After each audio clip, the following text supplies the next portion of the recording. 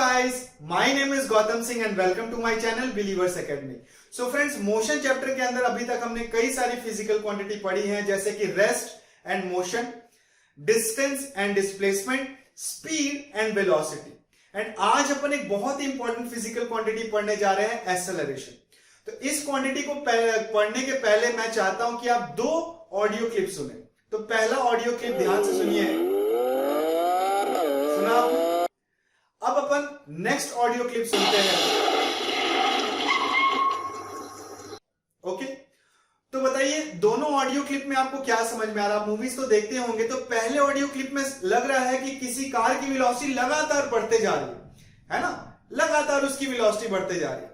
और audio clip number 2 में अपने को समझ में आ रहा है कि कोई कार स्पीड से आ रही थी, लेकिन वो रुक के क्या हो गई, स्लो डाउन होकर सीधा रुक गई।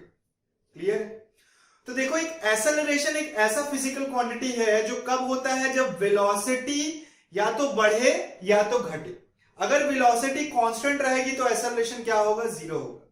तो चलिए अब अपन एक्सेलरेशन का डेफिनेशन देखते हैं। तो चलिए अब अपन एक्सेलरेशन के बारे में देखते हैं। तो एक्सेलरेशन का अगर अपन डेफिनेशन बोले तो एक्सेलरेशन को अपन बोल सकते हैं कि acceleration is the rate of change of velocity with respect to time. तो एक्सेलरेशन का जो फॉर्मूला होगा वो होगा Vf minus Vi upon Tf minus Tf। तो ये है चेंज इन वेलोसिटी और ये हो गया चेंज इन टाइम। सही। उसके बाद देखिए कुछ चीजें देखिए, जैसे इसका ऐसा यूनिट जो है वो क्या होगा, ध्यान से देखिए।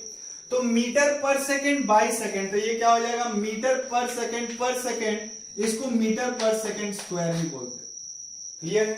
तो जैसे किसी का एक्सेलरेशन 10 मीटर पर सेकेंड स्क्वायर होता है, जब आप छत से ऐसे कूदेंगे तो फ्री फॉल कंडीशन में आपका एक्सेलरेशन लगभग क्या होता है, 10 मीटर पर सेकेंड स्क्वायर होता है। तो इसका मतलब क्या होता है, 10 मीटर पर सेकेंड स्क्वायर को लिख सकते हैं 10 मीटर पर सेकेंड।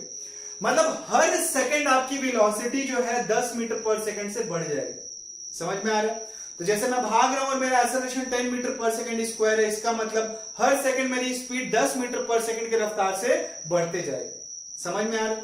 और यही मैं बहुत तेज भाग रहा था और मैंने रुकने का कोशिश कर रहा हूं और मेरा डीएक्सेलरेशन है 10 मीटर पर सेकंड स्क्वायर उल्टे डायरेक्शन में, इसका मतलब पर सेकंड मेरी वेलोसिटी 10 मीटर पर सेकंड से कम हो जाएगी। समझ में आ रहा है? नेक्स्ट देखिए, इसके ऐसा ही समझ में आ गया। इसके बाद देखिए स्केलर क्वांटिटी है कि वेक्टर क्वांटिटी है। तो ध्यान से देखिए, ये स्केलर है टाइम, लेकिन वेलोसिटी वेक्टर क्वांटिटी है। तो इसीलिए acceleration is a vector quantity. तो वेक्टर क्वांटिटी के पास दो चीज होता है, एक मैग्नीट्यूड, दूसरा डायरेक्शन। तो डायरेक्शन क्या होगा, direction is along the direction of change in velocity। तो ध्यान दीजिए, वेलोसिटी के डायरेक्शन में एक्सेलरेशन नहीं होता, चेंज इन वेलोसिटी के डायरेक्शन में एक्सेलरेशन होता है। क्लियर है?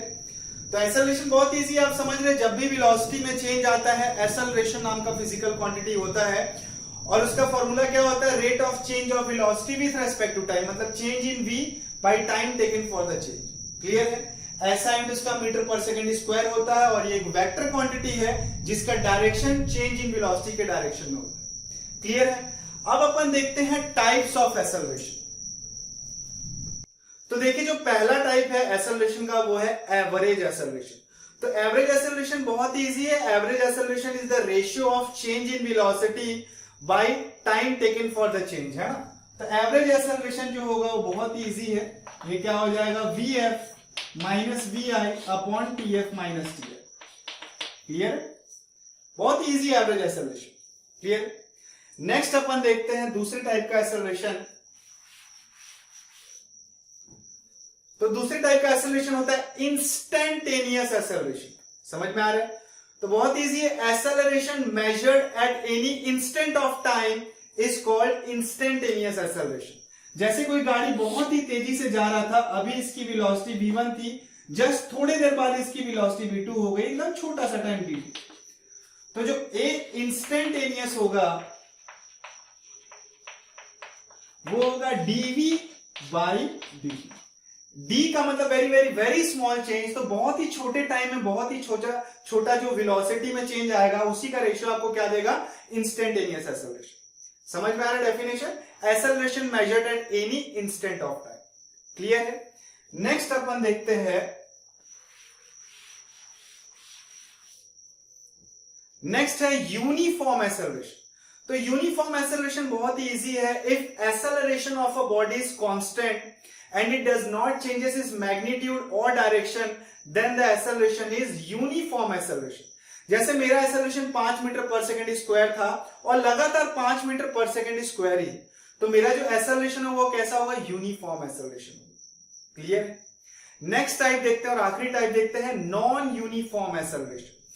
तो देखो एक्सेलरेशन के पास दो चीज है, एक मैग्नीट्यूड, दूसरा डायरेक्शन। तो अगर मैग्नीट्यूड ऑफ एक्सेलरेशन चेंज होने लगे या डायरेक्शन चेंज होने लगे या दोनों ही कुछ चेंज होने लगे, तो इस तरह के इसे एक्सेलरेशन क्या बोलते हैं, नॉन यूनिफॉर्म एक्सेलरेशन बोलते हैं।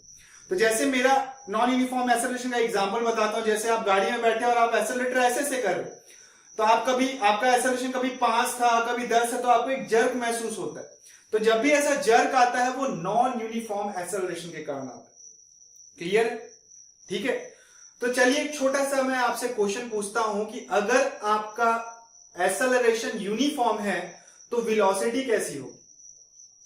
तो आंसर है कि वेलोसिटी लगातार चेंज होते रहेगी। बच्चे इसी में कंफ्यूज होते। तो अगर मेरी एक्सेलरेशन 10 मीटर पर सेकेंड स्क्वायर है, भले से ही कांस्टेंट है लेकिन एक्सेलरेशन तो है। एक्सेलरेशन का मतलब ही होता है चेंज इन वेलोसिटी। तो एक्सेलरेशन अगर यूनिफॉर्म रहे या नॉन यूनिफॉर्म रहे, दोनों ही केस में वेलोसिटी चेंज होती। बस ये अलग बात है कि यूनिफॉर्म एक्सेलरेशन में यूनिफॉर्म तरीके से वेलोसिटी चेंज होती है एंड नॉन यूनिफॉर्म एक्सेलरेशन में नॉन यूनिफॉर्म तरीके से वेलोसिटी चेंज होती। क्लियर?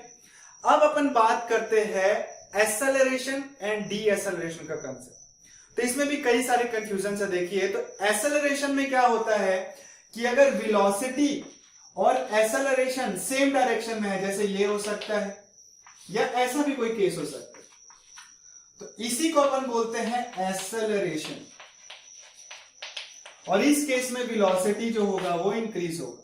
मतलब मैं इधर भाग रहा था और मेरी एक्सेलरेशन भी इधर थी, तो मेरी स्पीड क्या होने लगेगी, बढ़ने लगेगी, और इसी को अपन बोलते हैं एक्सेलरेशन। अब देखते हैं डीएक्सेलरेशन क्या होता है। तो डीएक्सेलरेशन जो होता है उस केस में क्या होता है कि वेलोसिटी अगर इधर है तो एक्सेलरेशन इधर होगा, और अगर वेलोसिटी इधर है तो एक्सेलरेशन इधर होगा। तो वेलोसिटी एंड एक्सेलरेशन क्या होते हैं, अपोजिट डायरेक्शन में होते हैं। तो मैं इधर भाग रहा था कुछ वेलोसिटी से, लेकिन मेरे को ब्रेक के कारण या कोई मेरे को पीछे से खींच रहा है, जिसके कारण डीएक्सेलरेशन क्रिएट हो रहा है 5 मीटर पर सेकेंड स्क्वायर का। तो इससे क्या होगा, मेरा हर सेकंड वेलोसिटी 5 मीटर पर सेकंड से कम होती जाएगी। तो एक्सेलरेशन बहुत इजी है। वेलोसिटी एक्सेलरेशन अगर सेम डायरेक्शन हुआ तो एक्सेलरेशन, और वेलोसिटी एक्सेलरेशन अपोजिट डायरेक्शन में है तो डीएक्सेलरेशन होता है। और आपकी वेलोसिटी क्या होती है इस केस में, घटती। क्लियर? तो चलिए अब कुछ बहुत ही इंपॉर्टेंट न्यूमेरिकल्स देखते हैं एक्सेलरेशन टॉपिक के ऊपर। तो देखिए क्वेश्चन नंबर 1 काफी इजी है। क्वेश्चन में दिया है कार स्टार्ट फ्रॉम रेस्ट, मतलब एक कार जो है 0 स्पीड से स्टार्ट करता है, मतलब उसकी इनिशियल वेलोसिटी क्या होगी, 0 होगी, and attains velocity of 72 kilometre per hour accelerating uniformly. मतलब यूनिफॉर्म एक्सेलरेट करते हुए उसकी स्पीड क्या होगी, finally 72 kilometre per hour in 10 second. Then find acceleration. तो देखो हर क्वेश्चन में एसआई सिस्टम आपको फॉलो करना है, यूनिट का खास ध्यान रखना है। तो क्वेश्चन से मैं बोल सकता हूं, देखिए क्वेश्चन पढ़ के, कि इनिशियल वेलोसिटी क्या है, 0 है। क्यों? क्योंकि रेस्ट से स्टार्ट हो रहा है। फाइनल वेलोसिटी क्या है, जिसको मैं v से भी रिप्रेजेंट कर सकता हूं, 72 किलोमीटर पर आवर। इसको आप मीटर पर सेकंड में चेंज कर लो, तो किलोमीटर हो जाएगा 1000 मीटर और r हो जाएगा 3600 सेकंड। तो 5/18 से भी मल्टीप्लाई करने से आ जाता। देखिए इसी को अगर अपन कट करेंगे तो 5/18 आएगा। तो कभी भी किलोमीटर पर आवर में है, उसको 5/18 से मल्टीप्लाई कर दोगे तो किसमें आ जाएगा, यूनिट मीटर पर सेकंड में आ जाएगा। अब ये देखिए 18 4 जा, तो ये आ रहा है 20 मीटर पर सेकंड।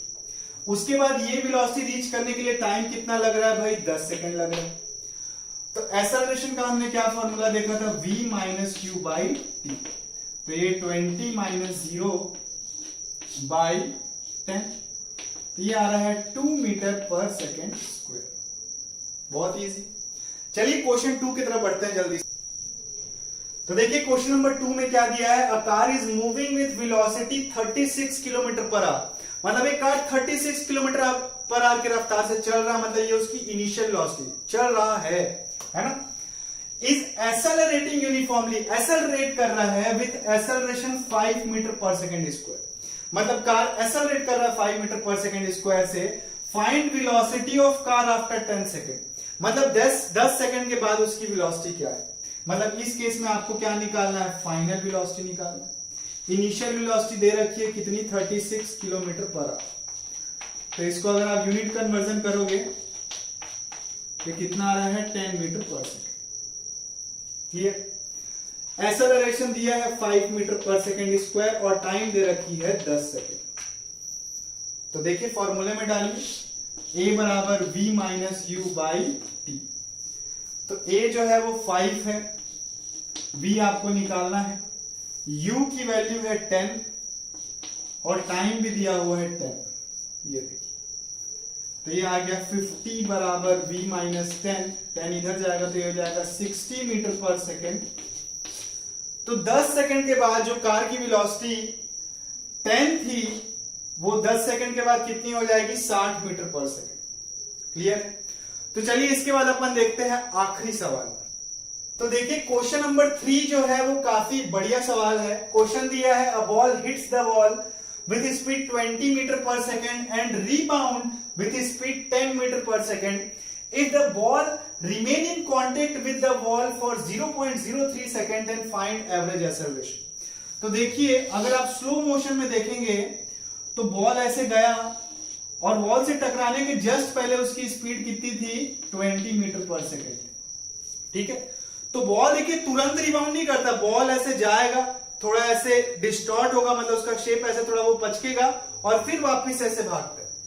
तो देखिए स्लो मोशन में थोड़ा सा बॉल ऐसे फिर रीशेप करके वापस कितने स्पीड से जा रहा है, 10 मीटर पर सेकेंड से जा रहा है।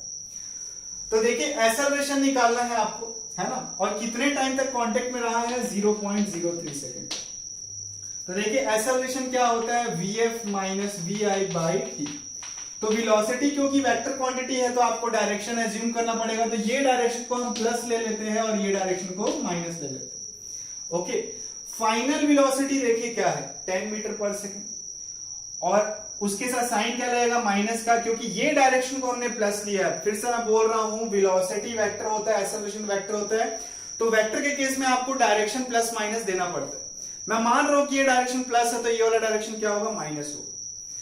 तो ध्यान से देखिए फाइनल वेलोसिटी टकरा के जब इधर आ रहा है तो यही तो बॉल की फाइनल वेलोसिटी है, और जब टकराने जा रहा है वो उसकी इनिशियल वेलोसिटी। तो ये डायरेक्शन देखो ना क्या है, माइनस है, तो यहां पे लिखेंगे -10 माइनस इनिशियल वेलोसिटी क्या थी, 20, वो भी प्लस में, तो -20 बाई कितने टाइम तक कांटेक्ट में रहा है, तो 0.03। तो देखिए माइनस माइनस क्या हो जाएगा, -30 बाई 0.03। तो ये अगर अपन हटाएं तो ऊपर 100 मल्टीप्लाई हो जाएगा, 3 10। तो ये आ रहा -1000 मीटर पर सेकेंड स्क्वायर। समझ में आ रहा? तो बहुत ही इंपॉर्टेंट सवाल है। और अपन साइन कन्वेंशन जो है 1-2 क्लास के बाद जब वो न्यूमेरिकल करेंगे तो और अच्छे से सीखेंगे। अभी के लिए थोड़ा सा आप दिमाग लगाइए। क्लियर? तो अगर ये वीडियो आपको पसंद आया हो तो वीडियो लाइक करें, वीडियो शेयर करें और हमारे चैनल को सब्सक्राइब करें। Thank you.